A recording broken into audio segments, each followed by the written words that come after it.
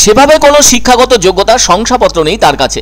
জলপাইগুড়ি শহর লাগোয়া ডাঙ্গাপাড়ার বাসিন্দা কার্তিক দাস পেশায় একজন ইলেকট্রিশিয়ান, কিন্তু এই কাজ করতে করতে নিজের প্রচেষ্টায় বানিয়ে ফেলেছেন রেলের আন্ডারপাস থেকে জমা জল বের করার আধুনিক যন্ত্র। সে কারণে সকলেই তার প্রশংসাও করছেন। আসলে ওই পেশার কাজের পাশাপাশি রেল সংক্রান্ত ব্যাপারে অসীম আগ্রহ রয়েছে তার। ফলে রানীনগর থেকে শুরু করে দমাহানি রেল সংযোগ এবং তার মধ্যে জংশন হওয়ার ক্ষেত্রে কোনটি কেন উপযুক্ত সে সম্বন্ধে একটা ধারণা জন্মেছে রেল প্রিয় কার্তিক বাবুর মধ্যে। সেজন্য তেল পুড়িয়ে বহুবার কখনো কাউকে নিয়ে অথবা একাই হলদিবাড়ি থেকে একাধিকবার বিভিন্ন রেলের এলাকা দেখে বেরিয়েছেন। আজও ওই ব্যাপারে সমান আগ্রহ রয়েছে তার। সেজন্য অনেক জায়গায় তিনি লক্ষ্য করেছেন রেলের আন্ডারপাসগুলোর বেশিরভাগের ক্ষেত্রেই জল জমে থাকে, আর ওখান দিয়ে যাতায়াত করতে মানুষকে চরম দুর্ভোগে পড়তে হয়। যেসব গাড়ি ওই আন্ডারপাস দিয়ে চলাচল করে থাকে সেজন্য ওই আন্ডারপাস আরো গর্ত গর্ত হয়ে সমস্যা বাড়িয়ে তোলে। তার কারণ আন্ডারপাসে প্রায় সারা বছরই কেমন একটা স্যাঁতসেঁতে ভাব থাকার জন্য। আর বর্ষার সময় তো আন্ডারপাসগুলো ছোট ছোট জলা জায়গায় পরিণত হয়ে থাকে, তখন চলাচল করা দুঃসাধ্য হয়ে ওঠে। যারা স্কুল কলেজে পড়ে তাদের ক্ষেত্রেও চরম ভোগান্তির বিষয় হয়ে ওঠে। এসব ভালোভাবে কার্তিকবাবু প্রত্যক্ষ করেছেন। তিনি বরাবরই চেয়েছেন রেলের উন্নয়ন। সে কারণে রেলের উন্নয়ন হলে আর্থিক দিক থেকে লাভবান কারা কিভাবে হবেন সেসব নিয়েও আলোচনা করেন আগ্রহী মানুষদের সাথে। সবচেয়ে বড় কথা, রেল সার্কিটগুলো বুঝতে পারেন। প্রথাগত কোনো শিক্ষা না থাকলেও সমস্যাগুলো নিয়ে ভাবতে এবং কিছু একটা করতে ভালোবাসেন কার্তিক দাস। তাই পেশার দিকটি যা আছে তা থাক ভেবে কখনো কখনো রেলের বিষয়ে আলোচনার জন্য হয়তো অনেক সময় দিনটাই চলে যেত তার, হয়তো একটা টাকাও রোজগার হতো না। তবু হাসি মুখে রেলের সমস্যা দূর করার কথা যুক্তি দিয়ে ভাবেন তিনি।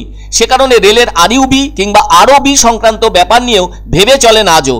জলপাইগুড়ি শহরের ভেতর দিয়ে রেল লাইনকে কিভাবে রাখলে রেল গেটের দরকার হবে না, অথচ সব গাড়ি আপন মনে চলাচল করতে পারবে, তা নিয়েও বহুবার রেল আধিকারিক বা সেরকম কারোর সঙ্গে সে ধরনের কথাবার্তা বলার চেষ্টা করেছেন তিনি।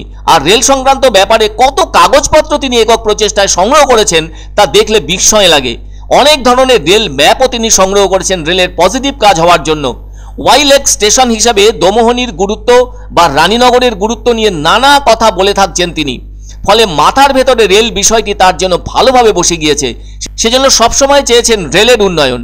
তাই সেই উন্নয়নের পাশে প্রয়োজনের আন্ডারপাসে জমা জল বের করার কথা তার মাথায় ঘুরত।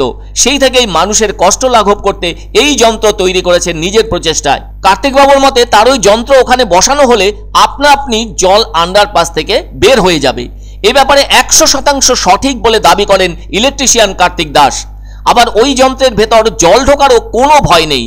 তবে তার ওই কাজে ভীষণই খুশি স্থানীয় মানুষজন। আর ওই যন্ত্র চাক্ষুষ করতে ইতিমধ্যেই তার বাড়িতে ভিড় জমাচ্ছেন বহু মানুষ। তবে তার তৈরি ওই যন্ত্রের সঠিক ব্যবহার সাধারণ মানুষের জীবনযাত্রাকে সহজ করে দেবে বলেই বিশ্বাস কার্তিক দাসের। এটা একটা গত কয়েক বছর ধরে শুনে আসছি যে আন্ডারপাসগুলোতে জল জমে, রেলওয়ে আন্ডারপাসগুলোতে। তো সেই জন্য জল না জমতে পারে সেই জন্য আমি একটা যন্ত্র আবিষ্কার করছি। যেমন আন্ডারপাসে ঢোকার আগে টিনের শেড, আন্ডারপাসে ঢোকার আগেই একটা বাম্প এবং তার আগে তারের জালি দেওয়া ড্রেনের তলা দিয়ে জল চলে যাবে। এবং পাম্পের ভিতরে যদি এই আন্ডারপাসের ভিতরে যদি জল জমে, একটা পাম্প লাগানো আছে, সেটা অটোমেটিক পাম্পটা চালু হয়ে যাবে। পাম্পটা জলটা শুকিয়ে দিয়েই তবে পাম্পটা থামবে নিজে নিজেই। এটা আমি রানীনগরে গত কয়েক মাস আগেও শুনছিলাম যে ওখানে অ্যাম্বুলেন্স নিয়ে পাঠাতে পারছিল না ওই আন্ডারপাসে জল জমার জন্য, এবং মালবাজারও শুনছিলাম। তখন থেকে আমার মাথায় এটা ঘুরপাক খাচ্ছিল। তারপর আমি এটার চিন্তা করে বের করি। যদিও এগুলো জিনিস কিন্তু আবিষ্কার অনেক আগেই, কিন্তু কেন এগুলো বানায় না আমি সেটা বুঝতে পারছি। তবে আমরা রেলের কাছে নাগরিক মঞ্চের তরফ থেকে আমরা আরইউবির ডিমান্ড করেছিলাম যে রেল লাইনগুলো সবগুলো উঁচু দিয়ে নিয়ে গিয়ে নিচ দিয়ে যথারীতি রাস্তা যেরকম রাখা হয় সেরকম করা হোক। আর যেখানে উঁচু করা সম্ভব নয় সেখানে এই টাইপের জিনিস লাগানো। এটাকে কী বলে? এটাকে বলে আন্ডারপাস। যদি মানে যেটা আর কি ধনুকের মতন গর্ত করে নিয়ে যাওয়া হয় সেটাকে আন্ডারপাসই বলে। তো যেহেতু গর্ত করা হয় সেখানে জল জমার একটা সম্ভাবনা থাকে এবং বৃষ্টির জল উপর দিয়ে ঢোকে। তো সেখানে বৃষ্টির জল যদি না ঢুকতে পারে সেই জন্য এই টিনের শেড এবং আন্ডারপাসের ভিতরে যদি জল জমে যায় রাস্তা দিয়ে গড়িয়ে এসে, সেই জন্য রাস্তার ঢোকার মানে আন্ডারপাসে ঢোকার আগে একটা বাম্প থাকবে, তার আগে একটা ড্রেন থাকবে। এগুলো হলে আমাদের একদম আন্ডারপাসে জল জমা একদম মুক্ত হয়ে যাবে। রেল যদি এটা যদি নেয়, ভালো মনে নেয় আর কি, বা রেল এসে যদি দেখে যে এই ব্যাপারটা হতে পারে, আপনি জানাবেন? হ্যাঁ, অবশ্যই আমরা জানাবো।